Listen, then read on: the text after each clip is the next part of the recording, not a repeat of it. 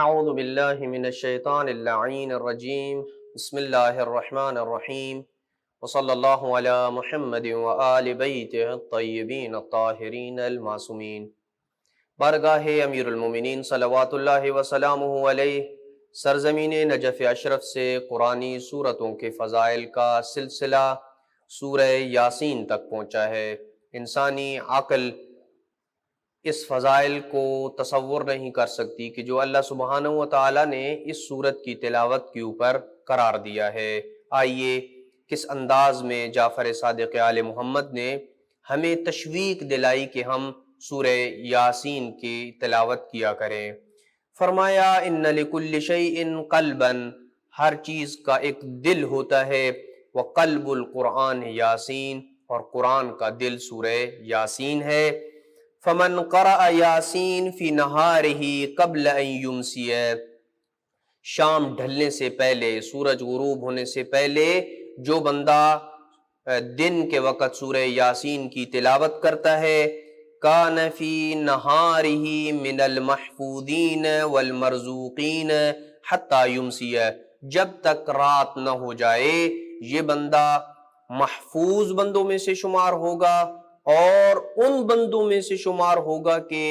جس کے رزق میں اضافہ ہوتا ہے، مرزوق جس کو رزق دیا جاتا ہے ان بندوں میں سے شمار ہوگا۔ یعنی یہ اس بات کی طرف اشارہ ہے کہ اس کی دن کے وقت ہر چیز سے حفاظت بھی ہوگی اور اس کے مال و رزق میں اضافہ بھی ہوگا۔ وَمَنْ قَرَأَهَا فِي لَيْلَةٍ قَبْلَ أَنْ يَنَامَ، جو بندہ رات کو سونے سے پہلے سورہ یاسین کی تلاوت کرتا ہے، وُكِّلَ بِهِ أَلْفُ مَلَكٍ يَحْفَظُونَهُ مِنْ كُلِّ شَيْطَانٍ رَجِيمٍ وَمِنْ كُلِّ آفَةٍ، جو بندہ سونے سے پہلے سورہ یاسین کی تلاوت کرتا ہے 1000 فرشتوں کو مقرر کر دیا جاتا ہے جو اس کی ہر شیطان رجیم سے اور ہر قسم کی مصیبت اور آفت سے اس کی حفاظت کرنے والے ہوتے ہیں۔ وَإِن مَاتَ فِي يَوْمِهِ، اور جس دن یہ سورہ یاسین پڑھنے والا سورہ یاسین پڑھ کے دنیا سے رخصت ہو جاتا ہے، ادخلہ اللہ الجنہ، اللہ سبحانہ وتعالیٰ اس سورت کی برکت سے اسے جنت میں داخل کر دیتا ہے۔ وحضر غسلہ 30,000 ملک، اور اس کے غسل میں، جب اس کو غسل دیا جا رہا ہوگا مرنے کے بعد، تو اس کے غسل کے وقت 30,000 ملائکہ موجود ہوں گے، کلہم یستغفرون لہ ویشیعون الی قبرہ بالاستغفار، اور یہ سارے کے سارے ملائکہ اس کی طلب مغفرت کر رہے ہوں گے اور قبر تک اس کی تشییع کے لیے اس کے ساتھ ساتھ ہوں گے، اس کے نماز جنازہ اور اس کو کفن دینے اور تمام مراحل میں تجہیز و تکفین میں اس کے لیے مغفرت کی دعا کرتے رہیں گے، اور قبر تک پھر یہ اس کے لیے استغفار کرتے ہوئے اس کے تشییع جنازہ میں ساتھ ساتھ ہوں گے۔ فَإِذَا أُدْخِلَ لَحْدَهُ، اور جب اس بندہ مومن کو جو سورہ یاسین کی تلاوت کر کے دنیا سے رخصت ہو گیا، اسے قبر میں اتار دیا جاتا ہے، اس کی لحد میں رکھ دیا جاتا ہے، كَانُوا فِي جَوْفِ قَبْرِهِ يَعْبُدُونَ اللَّهَ، تو یہ قبر میں اللہ کی عبادت کرتے رہیں گے یہ ملائکہ، وَثَوَابُ عِبَادَتِهِمْ لَهُ، اور ان کی عبادت کا جتنا بھی ثواب ہوگا یہ اس بندہ مومن کے نامہ اعمال میں درج ہوتا رہے گا جو سورہ یاسین کی تلاوت کر کے دنیا سے رخصت ہوا۔ وَفُسِحَ لَهُ فِي قَبْرِهِ مَدَّ بَصْرِهِ، اور جہاں تک انسان کی نگاہ کی حد ہوتی ہے، جہاں تک کوئی ایک انسان دیکھ سکتا ہے، اس کی نگاہ کی جہاں تک حد ہے، اتنی مقدار تک اس کی قبر کو وسیع کر دیا جائے گا اور کشادہ کر دیا جائے گا۔ وَأَمِنَ مِن ضَغْطَةِ الْقَبْرِ، اور قبر کے دباؤ سے اور عذاب سے اس بندے کو محفوظ کر دیا جائے گا۔ وَلَمْ يَزَلْ لَهُ فِي قَبْرِهِ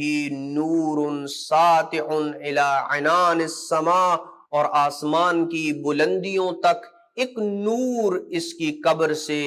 نکلے گا، یعنی اس کی قبر سے ایک نور نکلے گا جو آسمان کی بلندیوں تک جائے گا۔ کب تک یہ نور نکلنے کا سلسلہ جاری رہے گا، الی ان یخرجہ اللہ من قبرہ، یہاں تک کہ اللہ سبحانہ وتعالی بروز قیامت اس کو اس کی قبر سے نکال دے گا۔ فاذا اخرجہ لم تزل ملائکۃ اللہ معہ، اور جب اس کو اللہ سبحانہ وتعالی اپنی قبر سے نکالے گا تو وہی فرشتے اس کے ساتھ ساتھ ہوں گے، یشیعونہ،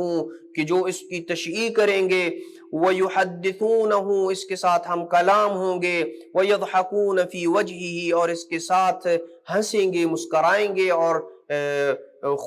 خوش روح ہو کر اس کے سامنے آئیں گے، وَيُبَشِّرُونَهُ بِكُلِّ خَيْرٍ، اور ہر نیکی کی اسے بشارت دیں گے، حَتَّى يَجُوزُوا بِهِ الصِّرَاطَ، یہاں تک کہ پل صراط سے اس کو جلدی سے گزار دیں گے، والمیزان، اور میزان سے بھی اس کو، جہاں پہ اعمال کا وزن کیا جائے گا کہ کون کیا آج لے کے آیا ہے، وہاں بھی میزان اور پل صراط دونوں پہ جلدی سے اس کو وہ ملائکہ گزار دیں گے۔ وَيُوقِفُوهُ مِنَ اللَّهِ مَوْقِفًا، اور بالآخر وہ وقت آ جائے گا کہ یہ ملائکہ اسے اللہ کے سامنے کھڑا کر دیں گے، لا يَكُونُ عِندَ اللَّهِ خَلْقٌ أَقْرَبُ مِنْهُ، ایک ایسی جگہ پہ ملائکہ آ کے اس کو کھڑا کر دیں گے کہ اس جگہ پہ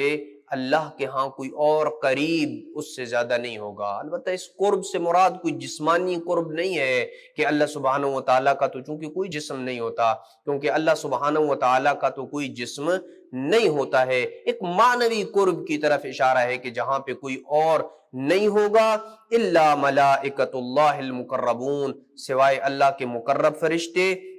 وَأَنبِيَاؤُهُ الْمُرْسَلُونَ، اور سوائے اس کے رسولوں کے، وَهُوَ مَعَ النَّبِيِّينَ وَاقِفٌ بَيْنَ يَدَيِ اللَّهِ سبحانہ وتعالی، اور وہ بندہ انبیاء کی صفوں میں انبیاء کے ساتھ کھڑا ہوگا میدان